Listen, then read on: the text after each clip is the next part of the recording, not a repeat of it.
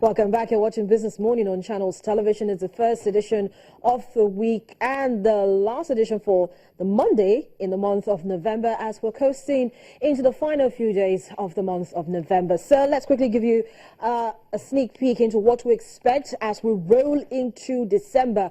Just like Mr. Laula Conde said a few minutes ago, he's the Senior Special Advisor to the Vice President on Media and Publicity. The first batch of the Empower Volunteer Corps will be rolled out to their various communities, so you get to keep your eye on that. Also, in the month of December, President Muhammadu Buhari will deliver the 2017 budget to the National Assembly. That's coming up December 1.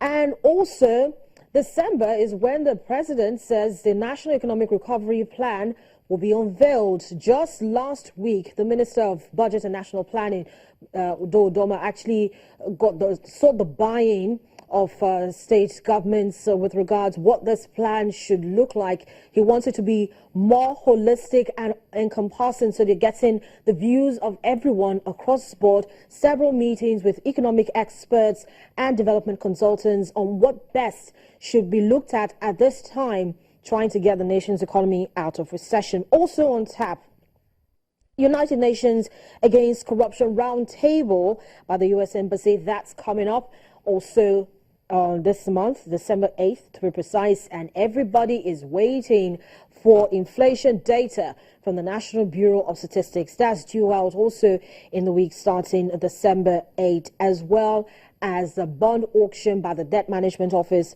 for the month of December. That's sometime December 16th. Yep, you got to keep your eye on those numbers as well. So today is Cyber Monday. I don't know how I managed to miss that, but Cyber Monday is an online shopping bonanza and the first working day after Black Friday. It's quite a shopping sensation in the United States, where Americans shop at reduced prices during the long holiday in preparation for Christmas. Now, back here in Nigeria, most e-commerce retailers actually caught the Black Friday bug. They had a lot of adverts and announcements. Get your lovely discounts on lovely items that you like at various stores, but some customers insist that Black Friday is the day you buy items at the original price. Well, figures and data will tell us, but you can also share your experience with us.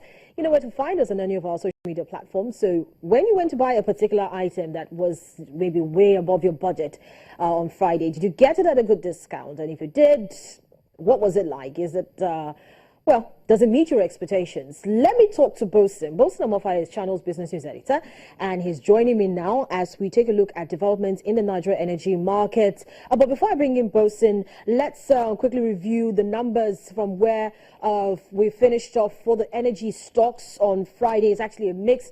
So we have the trading figures from Friday and the weekly close for some. Forte Oil at the end of the week lost about 24.04% from its share price, dropped to 62 naira 80 kobo.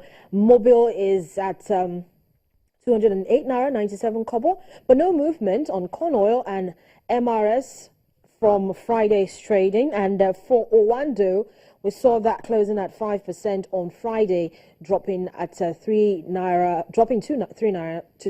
99 kobo. Total is off 10.93% to 245 naira 95 kobo. 85 kobo. So at the end of the week, that index lost 5.05%. Year to date is at minus 26.61. Price to earnings 35.6, and dividend yield is at 2.4%. So Bosun joins me now on the program as we continue our focus on the various issues that will be coming up, of course, in the energy sector. Over the weekend, we got news that Nigeria plans to import crude via a 1,000 kilometers new pipeline from Niger Republic. So is it from Niger with love that we're talking about this morning? Good morning to you, Bosun. Morning, Howard. So before we go through the from Niger with love, yes. What item did you buy on Friday?